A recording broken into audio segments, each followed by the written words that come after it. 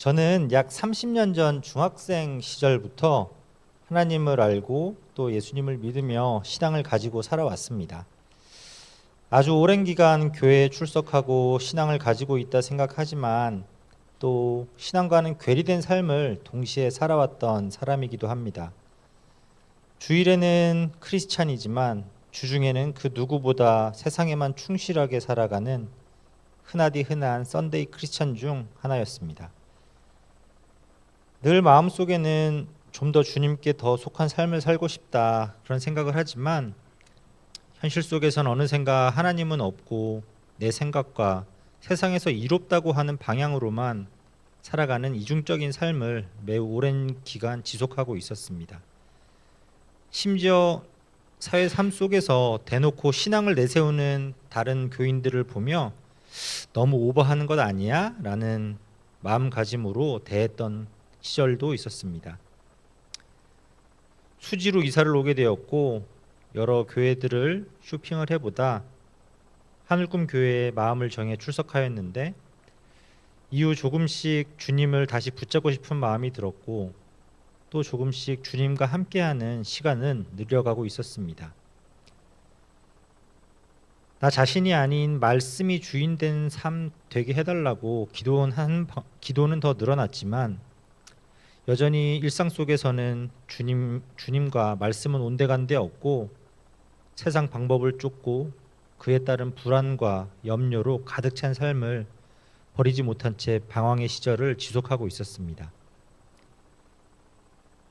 2023년 여러 일들을 겪으며 하나님의 주권을 더욱 인정할 수밖에 없는 상황들을 만들어 주셨고 이를 통해 세상의 성공 방정식으로 가득 차 있던 마음의 벽들을 하나하나 무너뜨려 주셨습니다. 그러한 와중에도 하늘꿈 교회 식구들, 특히나 우리 다락방 식구들을 통해 도전되는 것들이 있었는데 왜 나에겐 주님 한 분만으로 족한 기쁨이 없나 였습니다. 같이 신앙생활 하는데 누구는 주님 한 분만으로 만족하고 기쁨이 넘친다는데 왜 나에겐 온갖 세상 염려와 제대로 살지 못하고 있다는 죄책감밖에 남아있지 않을까 하는 의문이 생겼습니다. 이 의문을 해소하지 않고는 제가 부르는 찬양의 가사나 기도의 제목들의 내용들이 여전히 가식적이고 형식적일 수밖에 없다고 느꼈습니다. 다른 방법은 생각이 나질 않고 제자반에 등록하는 것이 어떨까 하는 마음을 주셨습니다. 사실 제자 훈련은 2021년도에도 이미 한번 등록했다가 첫 오리엔테이션에만 참석하고 실패한 경험이 있어 이번에도 완주에 실패할 것만 같은 불안과 염려가 컸지만 이번에는 내가 해보겠다가 아닌 주님이 하라 하신 것에 대한 순종이고 이렇게 하면 주님이 성공하게 해 주실 것이다라는 믿음이 그 순간만큼은 작동하면서 호기롭게 제자반에 등록하였습니다. 사실 2024년이 시작되면서 아주 먼 곳으로 이사를 한 상황이라 과연 의지가 박약한 제가 1년간의 제자반 과정을 정상적으로 수료할 수 있을지 자체가 걱정인 상태에서 시작하였지만 결과적으로 출장으로 인해서 1회만 줌으로 참석한 것을 제외하고는 나머지는 전체 현장 출석을 통해 제자반을 수료할 수 있었습니다. 왕복 2-3시간의 여정을 매주 하면서도 기쁨으로 반응하게 해주신 그 은혜에 감사를 드립니다. 제자반 과정을 한 주 한 주 진행하면서 형체 없이 어렴풋하던 신앙관을 다시 세우는 일들이 진행되었습니다. 30년이란 지난 긴 신앙생활의 시간이 무색할 만큼 새로운 종교를 배운다라는 마음이 들 정도로 저는 매우 잘못된 기독교 신앙관, 신앙의 프레임을 가지고 있음을 발견하였습니다. 많은 것들을 이미 들어 알고 있는 듯 했지만 교묘하게 모든 것들을 저의 잘못된 신앙 프레임을 덧씌워 스스로 변질시키고 있었음을 깨달았습니다. 죄의 문제를 고뇌하며 그럴싸하게 양심과 겸양이 있는 그리스도인 척하는 저의 이면에는 정성을 들여야 복을 받을 수 있다라는 무속 신앙과 별 다르지 않은 나를 정중앙에 놓은 신흥 종교 하나가 또어리를 틀고 있었습니다. 저의 제자반 주제이자 문제였던 기쁨이 없는 그리스도인, 죄책감의 문제가 이 잘못된 신앙 프레임의 문제임을 알 수 있었습니다.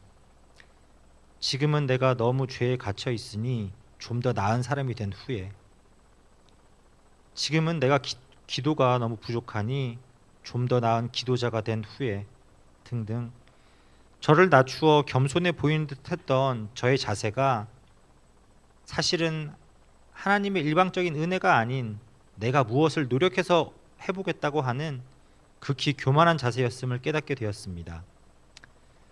내가 할 수 있는 것이 아무것도 없다라고 툭하면 고백을 하면서도 내 마음 깊은 곳에서는 여전히 주님이 아닌 나의 능력과 나의 노력을 통해서 무엇인가를 이룰 수 있다는, 나 자신이 만물의 중심이 되는 교만으로 똘똘 뭉쳐 있었습니다. 죄의 문제를 주님의 십자가 보혈이 아닌 나의 노력으로 해결해 보려고 하니 전혀 변하지 않는 나의 모습들로 인해 커져가는 죄책감들로 가득 차 있는 상태였습니다. 이러한 잘못된 신앙관의 악순환으로 인해 피폐해진 저의 영혼을 주님께서 이번 제자훈련 과정을 통해 다시 고쳐주셨습니다. 아무 대가 없는 십자가의 사랑을 깨닫게 하시고, 죄의 문제에 대해서도 내가 아닌 주님이 십자가 사건을 통해 오래전 이미 해결하셨음을 깨닫게 하셨습니다. 너무나도 단순한 이 진리가 드디어 저에게도 이유 없는 기쁨과 감사를 선사하였고, 당장의 넘어짐으로 인한 죄책감이 아닌 나를 다시 고쳐 세우실 주님의 계획에 대한 기대가 생겨났습니다. 그래서 저는 좀 뻔뻔해지기로 했습니다. 예전에 저는 나를 둘러싼 약함과 넘어짐이 부끄러워 주님께 나아가는 것조차 주저하였었지만, 이제는 이 나의 약함과 넘어짐마저도 귀하게 보시고 안아주시는 주님의 조건 없는 사랑에 기대어 내가 어떠한 형편이든 상황이든 주님께 나를 다시 좀 안아달라고 기도로 떼쓰기로 했습니다. 그리고 그리하면 이번 제자반을 통해 저에게 주신 말씀인 빌립보서의 말씀처럼 모든 지각에 뛰어나신 하나님의 평강이 그리스도 예수 안에서 나의 마음과 생각을 지켜주실 것이라는 확신을 가지게 되었습니다. 지금 가진 이 확신이 평생으로 이어지면 좋겠지만, 저는 약하디 약한 인간인지라 이 확신이 불신으로 바뀌는 데는 많은 시간이 걸리지 않을 것입니다. 하지만 놀라운 건 이 문제에 대해서도 주님께서는 이미 해결책을 마련해 놓으셨습니다. 매일 출근길에 큐티를 하고 찬양을 들으며 조용히 기도를 하는 아주 기초적인 습관의 변화를 만들어 주셨고, 이 매일 계속되는 기초적인 습관의 변화만으로도 이 믿음의 확신이 점점 더 공고해져 감을 느끼고 있습니다. 제 자신의 신앙의 뼈대를 바로 세우는 제자훈련 과정을 통해 부작용으로 가정에도 많은 변화가 시작되었습니다. 흔히 쓰던 가시가 담긴 저의 언어가 아이들에게까지도 퍼져 있던 상황이었는데, 제자훈련 숙제를 통해 아이들에게 아빠의 잘못을 시인하고 잘못된 언어 습관을 다 같이 고치기로 선포하였고, 이미 많이 개선되었습니다. 또한 매주 가정 예배를 대신하여 아이들과 함께 기독서적을 가지고 북클럽을 하게 되었습니다. 매주 아이들이 그 시간을 기대하는 모습을 통해 가정을 변화시켜 주시는 주님의 은혜를 경험하고 있습니다.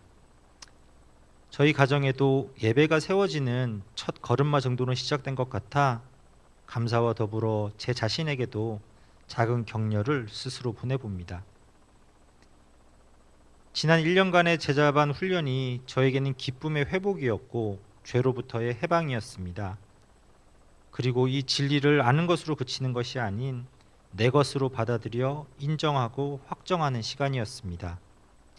이제는 이 회복된 기쁨과 감사를 삶 속에 녹여 제가 서 있는 곳에 하나님 나라를 만들어가는 제자의 삶을 살고자 합니다.